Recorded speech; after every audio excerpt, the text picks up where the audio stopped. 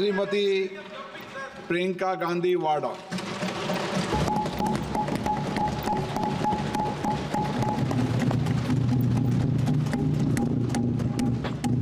नमस्कार। माननीय अध्यक्ष महोदय जी, आज आपने मुझे इस सभा में बोलने का मौका दिया, इसके लिए मैं आपकी बहुत बहुत आभारी। इस संविधान ने हर एक देशवासी को ये अधिकार दिया कि वो सरकार बना भी सकता है और सरकार बदल भी सकता है। ये ज्योत जो हर हिंदुस्तानी के दिल में जलती है, उसने हर हिंदुस्तानी को ये विश्वास दिया कि देश की संपत्ति में, देश की दौलत में, संसाधनों में उसका भी हिस्सा है, कि उसे एक सुरक्षित भविष्य की उम्मीद का अधिकार है, कि देश बनाने में भी उसकी भागीदारी है। उम्मीद और आशा की ये ज्योत मैंने देश के कोने कोने में खुद देखी है। उन्नाव में मैं एक रेप पीड़िता के घर गई, उसे जलाकर मार डाला था। वो शायद 20-21 साल की होगी। हम सबके बच्चे हैं।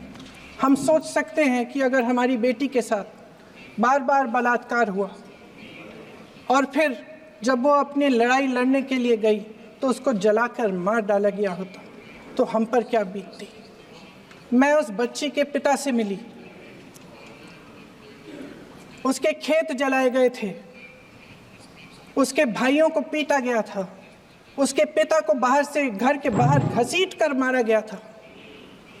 उस पिता ने मुझे बताया कि बेटी, मुझे न्याय चाहिए। मेरी बेटी अपने एफआईआर को दर्ज करने के लिए जब ज़िले में गई तो उसको मना किया गया। अगले ज़िले में जाना पड़ा उसे। वो रोज़ सुबह 6 बजे उठकर तैयार होकर अकेली अपने मुकदमे को लड़ने के लिए अगले ज़िले में ट्रेन से जाती थी। उसके पिता ने मुझे कहा कि मैंने उससे कहा, बेटी अकेले मत जाओ, छोड़ दो ये लड़ाई। लेकिन उसकी बेटी ने उसको जवाब दिया कि नहीं पिताजी, मैं अकेली जाऊंगी, मैं लड़ूंगी, ये मेरी लड़ाई है, मैं इसको लड़ूंगी। ये लड़ने की क्षमता, ये हिम्मत उस लड़की को और करोड़ों भारत की नारियों को हमारे संविधान ने दी। आगरा में मैं अरुण वाल्मीकि के घर गई। अरुण वाल्मीकि पुलिस स्टेशन में काम करता था, सफाई का काम करता था। आप सोच सकते हैं हमारी तरह उसका भी परिवार था।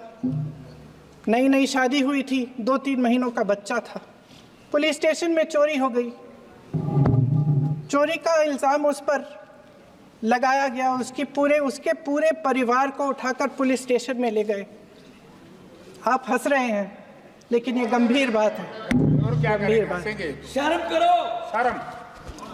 अरुण वाल्मीकि को पीट पीट के मार डाला, उसकी बीवी को पीटा, उसके पिता के नाखून निकाले, उसके पूरे परिवार को पीटा गया।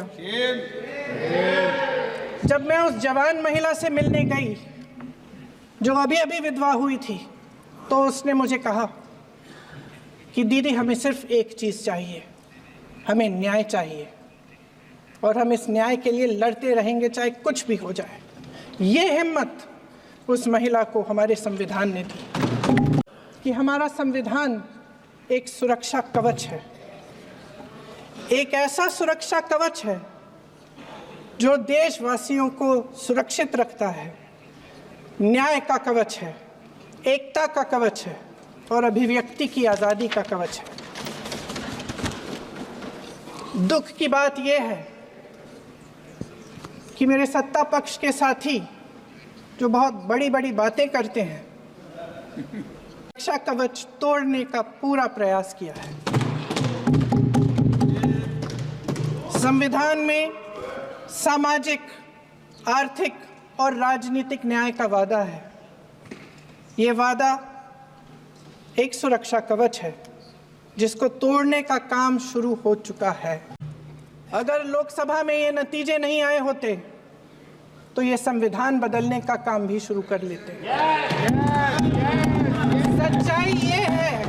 सच्चाई ये है अध्यक्ष महोदय कि आज संविधान बार बार इसलिए कह रहे हैं क्योंकि इस चुनाव में इनको पता चल गया कि इस देश की जनता ही इस संविधान को सुरक्षित रखेगी,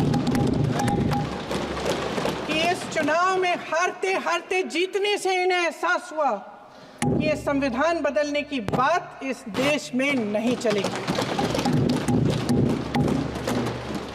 आज जनता की मांग है कि जाति जनगणना हो। सत्ता पक्ष के मेरे साथी ने इसका जिक्र किया। ये जिक्र भी आज इसलिए हो रहा है क्योंकि चुनाव में ये नतीजे आए। महोदय, हमारे संविधान ने आर्थिक न्याय की नींव डाली, किसानों, गरीबों और को जमीन बांटी, भूमि सुधार किया, जिसका नाम लेने से कभी कभी आप झिझकते हैं और कभी कभी उनका नाम धड़ाधड़ इस्तेमाल किया जाता है अपने आप को बचाने के लिए। उन्होंने HAL, BHEL, SAIL, GAIL, ONGC, NTPC, railways, IIT, IIM, oil refinery, तमाम PSU बनाए। अध्यक्ष महोदय, उनका नाम पुस्तकों से मिटाया जा सकता है, उनका नाम भाषणों से मिटाया जा सकता है, लेकिन जो उनकी भूमिका रही इस देश की आज़ादी के लिए और इस देश के निर्माण के लिए, वो इस देश में से कभी मिटाया नहीं जा सकता। 75 सालों में जनता का भरोसा रहा कि नीतियाँ बनेंगी तो जनता की भलाई के लिए बनेंगी।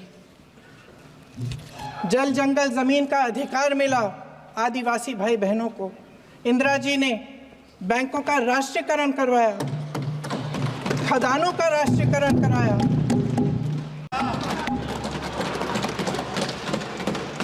अध्यक्ष महोदय जी, ये सरकार आर्थिक न्याय का सुरक्षा कवच तोड़ रही है। आज संसद में बैठी ये सरकार बेरोजगारी और महंगाई से जूझ रही हमारी जनता को क्या राहत दे रही है।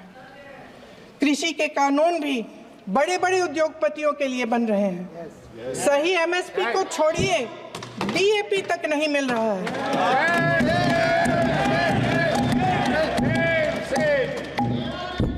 वायनाड से लेकर ललितपुर तक इस देश का किसान रो रहा है। आपदा आती है तो उसको कोई राहत नहीं मिलती।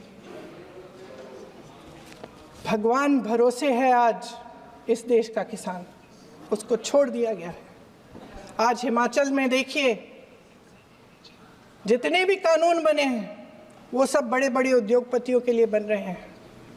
हिमाचल में जो सेब उगता था, उसके जो छोटे छोटे किसान हैं वह रो रहे हैं क्योंकि एक व्यक्ति के लिए सब कुछ बदला जा रहा है। सुनने की हिम्मत रखो।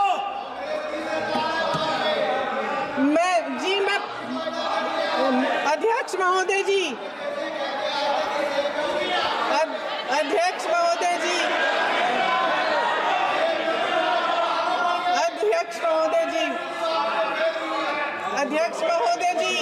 सारे कोल्ड स्टोरेज प्रदेश की सरकार ने नहीं दिए, कोल्ड स्टोरेज आपकी सरकार ने दिए। देश देख रहा है कि एक व्यक्ति को बचाने के लिए 142 करोड़ देश की जनता को नकारा जा रहा है। सारे बिजनेस, सारे संसाधन, सारी दौलत, सारे मौके एक ही व्यक्ति को सौंपे जा रहे हैं। सारे बंदरगाह, एयरपोर्ट्स, सड़कें, रेलवे का काम, कारखाने, खदाने, सरकारी कंपनियां सिर्फ एक व्यक्ति को दी जा रही है। जनता के मन में हमेशा ये विश्वास होता था कि अगर कुछ नहीं है तो संविधान हमारी सुरक्षा करेगा, मगर आज आम लोगों के बीच ये धारणा बनती चली जा रही है कि सरकार सिर्फ मुनाफे के लिए चल रही है। देश में बहुत तेजी से गैर बराबरी बढ़ रही है। जो गरीब है वो और गरीब हो रहा है, जो अमीर है वो और अमीर हो रहा है। इस सरकार ने आर्थिक न्याय की भी सुरक्षा कवच तोड़ दिया है। राजनीतिक न्याय की जब बात होती है, मेरे सत्ता पक्ष के साथी आज खड़े हुए और तमाम गिनती करने लग गए कि ऐसा हुआ वैसा हुआ 1975 में जो हुआ, तो सीख लीजिए ना, आप भी सीख लीजिए। आप भी अपनी गलतियों के लिए माफी मांग लीजिए। आप भी बैलेट पे चुनाव कर लीजिए। आप भी बैलेट पे चुनाव कर लीजिए। दूध का दूध, पानी का पानी हो जाएगा। आप राजनीतिक न्याय की बात करते हैं, सरकारों को पैसों के बल पर गिरा देते हैं।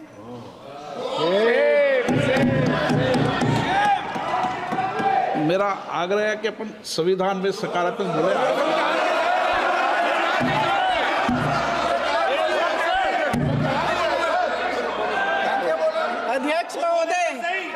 अध्यक्ष महोदय, सत्ता पक्ष के हमारे साथी ने एक उदाहरण दिया उत्तर प्रदेश की सरकार का, तो मैं भी एक उदाहरण दे देती हूँ महाराष्ट्र की सरकार का। मैं भी एक उदाहरण दे देती हूँ हिमाचल की सरकार को तोड़ने की कोशिश किसने की, पैसों के बल पे की, गोवा की सरकार। तमाम उदाहरण है। राजस्थान की, क्या संविधान इन पर लागू नहीं था? पूरी देश की जनता जानती है कि इनका, हंसती है, जानती है कि इनके यहाँ तो वॉशिंग मशीन है।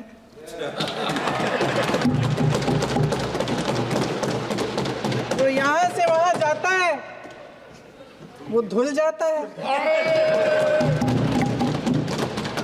इस तरफ दाग, उस तरफ स्वच्छता। और मेरे कई ऐसे साथी हैं जो इस तरफ होते थे उस तरफ चले गए, मुझे दिख भी रहे हैं, वॉशिंग मशीन में शायद धुल गए हैं। अध्यक्ष महोदय, जहां भाईचारा और अपनापन होता था, जहां हमारे संविधान ने एकता का सुरक्षा कवच दिया था, वहां शक और घृणा के बीज बोए जा रहे हैं। सत्ता पक्ष के मेरे साथी अक्सर 75 सालों की बात करते हैं, लेकिन इन 75 सालों में ये उम्मीद, आशा, ये अभिव्यक्ति की ज्योति कभी थमी नहीं, कभी बुझी नहीं। इस देश की जनता ने खुलकर आलोचना की, निडर होकर धरने किए, प्रदर्शन किए। जब जब जनता नाराज हुई तब तब सत्ता को ललकारा, उसे चेतावनी दी, बड़े से बड़े नेताओं को कटघरे में खड़ा किया, उनसे जवाब मांगा, न्याय मांगा। इस देश के छोटे छोटे से नुक्कड़ की दुकानों में, चाय की दुकानों में, इस देश के घरों में, गलियों में, मोहल्लों में, अखबारों में, प्रकाशन घरों में, न्यायपालिकाओं में चर्चा कभी बंद नहीं हुई। लेकिन आज ये माहौल नहीं है। आज जनता को सच बोलने से डराया जाता है, धमकाया जाता है। पत्रकार हो या विपक्ष का नेता हो या किसी यूनिवर्सिटी का प्रोफेसर हो, छात्र संघ हो या कर्मचारियों का संगठन हो, सबका मुंह बंद कराया जाता है। किसी पे ईडी, किसी पे सीबीआई, किसी पे इनकम टैक्स, फर्जी मुकदमे लगवाए जाते हैं, जेल में डाल दिया जाता है, विपक्षी नेताओं को जेल में डाल दिया जाता है, उनको सताया जाता है। किसी को नहीं छोड़ा इस सरकार ने। देशद्रोही कह के उत्तर प्रदेश में मुझे याद है कुछ अध्यापिकाएं प्रदर्शन कर रही थी, उन पर मुकदमा डाल दिया देशद्रोही का, उन्हें देशद्रोही कह दिया। इन्होंने देश का पूरा माहौल भय से भर दिया है। इनकी मीडिया की मशीन झूठ फैलाती है, तरह तरह के आरोप लगाती है, और शायद वह भी भय में ही है। महोदय, मैं इस सदन को याद दिलाना चाहती हूँ कि ऐसा डर का माहौल देश में अंग्रेजों के राज में था। जब इस तरफ बैठे हुए गांधी की विचारधारा वाले लोग आज़ादी की लड़ाई लड़ रहे थे और उस तरफ वाली विचारधारा वाले लोग भय में रहकर अंग्रेजों के साथ साठगांठ कर रहे थे। लेकिन अध्यक्ष महोदय, भय का भी अपना स्वभाव होता है। भय फैलाने वाले हमेशा भय का खुद शिकार बन जाते हैं। ये प्रकृति का नियम है। आज इनकी भी यही हालत हो गई है। भय फैलाने के इतने आदी हो गए हैं कि खुद भय में रहने वाले हैं, चर्चा से डरते हैं, आलोचना से घबराते हैं। कई दिनों से हम मांग रहे हैं कि चर्चा करिए, लेकिन चर्चा करने की हिम्मत ही नहीं है।